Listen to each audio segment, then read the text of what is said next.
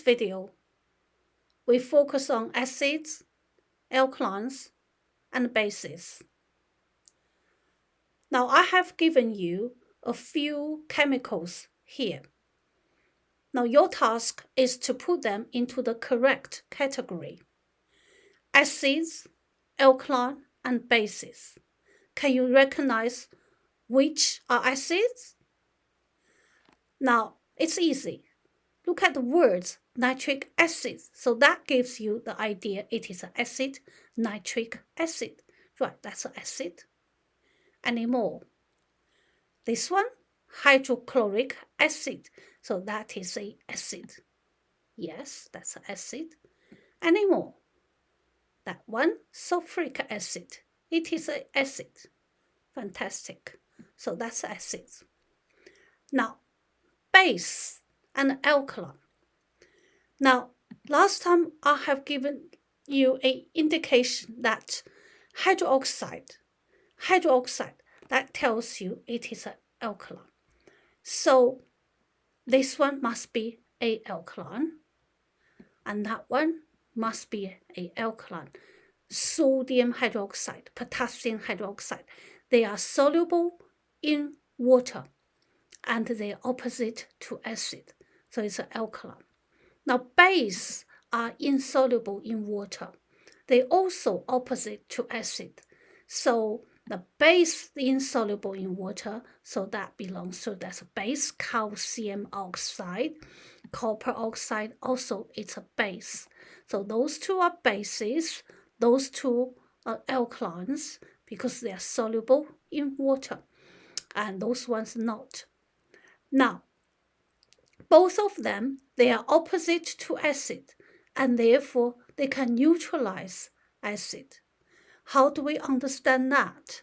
Take a look of this pH chart. Now we know that neutral solution has got a pH 7. For instance, pure water is a pH 7. Now, if you have got the pH value lower than 7, it is acid.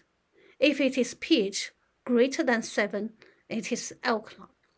So the acids has got pH than 7, and alkaline pH greater than 7. Imagine if you put them together, pH 1 and pH 14, for instance, together, you probably will produce a solution with a pH 7. So if that happens, that's called neutralization reaction. So when the neutralization reaction happens, they produce neutral salt and water. Okay, let's look at the equation. How do we write the equation for this?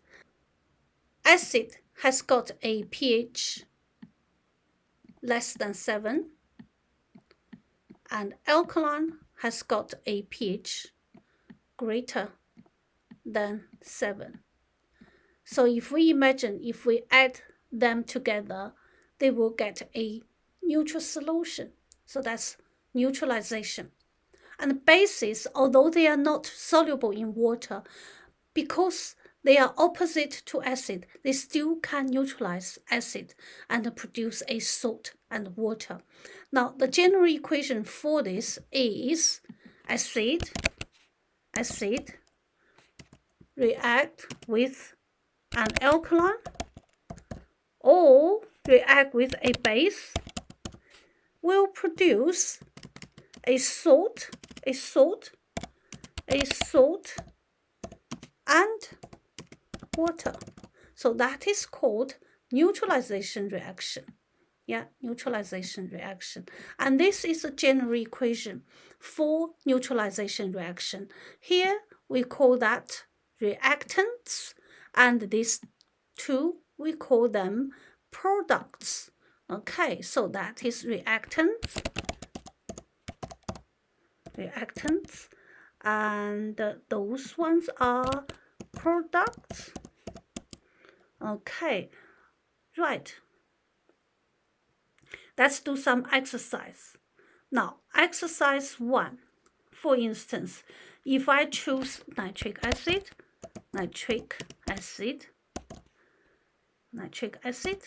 and then let's say react with sodium hydroxide with sodium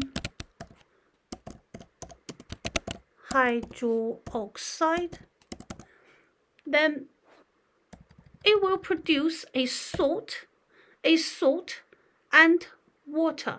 So let's say the salt will be, see, sodium and nitrate, sodium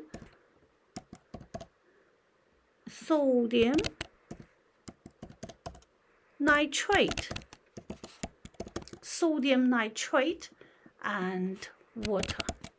You see here, what happens is that you have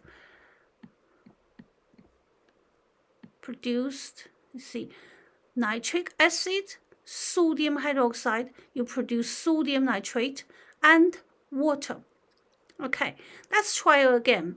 Let's say use sulfuric acid this time. Sulfuric acid, let's say sulfuric acid.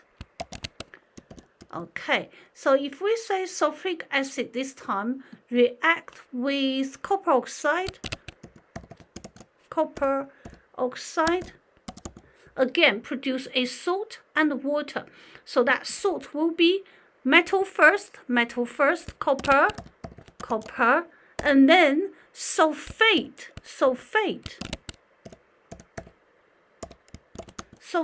oh sorry,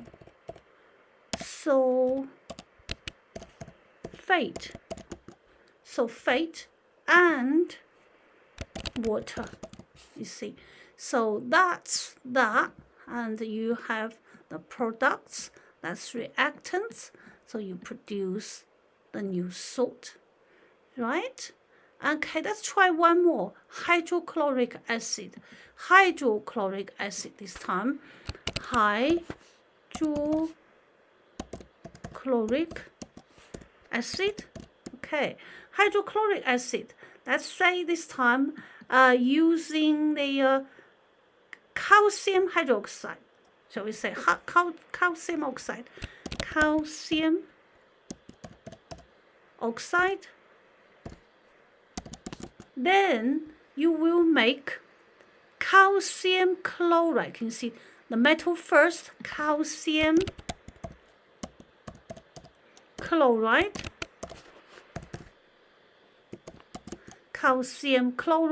and water. So you have those two are the products, those two are reactants, they produce, that's that. So this is a word equation. How you write word equation? Word equation 1, word equation 2, and word equation 3. Now I'm going to summarize how you figure out the acid, the salt name. Now, if the acid is nitric acid, now the salt will be nitrate. You see, nitrate. So you have the metal name from the alkaline, sodium, and then you have nitrate from here, sodium nitrate. So nitric acid produce something nitrate. Now sulfuric acid, now you produce sulfate. You see, sulfuric acid, you produce sulfate. So in this case, it's copper sulfate. So that's the name of the salt, and water. You see the general equation. Water always produces because it's a neutralization reaction. Now last one, hydrochloric acid and calcium hydroxide. You see, chloric. Now you know the name will be chloride. So that'll be calcium chloride and water. Right. So that's how you write up word equations for neutralization reaction. Okay, we are going to look at the symbolic equation next time, and for the time being we write the word equation. Now let's look at your textbook. It says here, see, neutralization and pH scale. It says here, soluble hydroxide are alkalines. So you need to make sure you understand this. See, soluble soluble hydroxide, they are called alkalines. See, the solution are alkaline. Okay, now example, sodium hydroxide solution. Base, they also can neutralize acid. Yeah, usually they are a metal oxide. They also can be metal hydroxide, the bases. So base is a bigger concept, and alkaline is only the soluble ones, right? So the examples include iron oxide, copper oxide, they all iron oxide, metal oxide. Okay, now acid now include citric acid, and sulfuric acid, ethanoic acid, and acid and base, they can react to produce a neutral solution.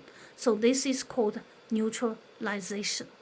Okay, so we say acid, the reason it is an acid is because it produces hydrogen ions. See, produce hydrogen ions. Now, here, hydrogen ions. Yeah, so all acid, they release hydrogen ions. That's why it is acidic. Now, alkaline, on the other hand, all produce hydroxide ions, and that's why it is alkaline. So all alkaline forms aqueous hydroxide ions, and so when alkaline hydroxide react with hydrogen ions, you see they produce neutral solution of water. That's why it is called neutralization reaction. Now, how to measure the acidity or alkalinity of a solution? We use pH scale. Okay, so the pH scale we have done last time using universal indicator paper.